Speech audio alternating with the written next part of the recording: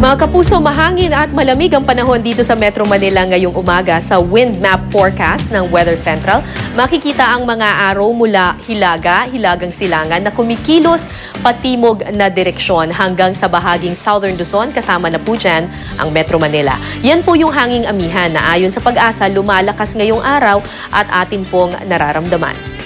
Northern Luzon po ang pinaka-apektado ng hanging amihan, kaya posible ring makaranas doon ng mahinang ulan. Sa datos ng Weather Central, asahan po ang ulan sa Metro Manila mamayang hapon hanggang sa gabi.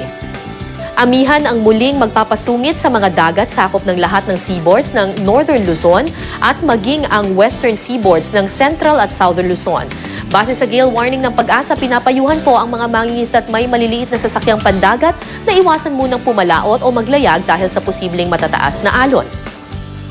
Ngayong Biyernes, uulanin po ang Bicol Region, Mimaropa, at Western Visayas. Base po yan sa datos ng Pag-asa at ng Weather Central.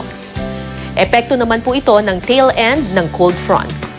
Tingnan naman natin ang lagay ng panahon sa Visayas. Ang eastern at western sections po nito ang uulanin. Habang sa Mindanao naman, may pinakamataas na tsansang magkaroon ng ulan sa Zamboanga Peninsula at Sorsogon. Ngayong weekend, mataas po ang posibilidad ng thunderstorms sa Bicol Region, Mimaropa, Eastern Visayas at mga probinsya ng Surigao del Sur, Davao Oriental. Base sa datos pa rin po yan mga kapuso ng Weather Central. Para sa iba pang update, bisitahin ang GMA Weather webpage, Twitter at Facebook page.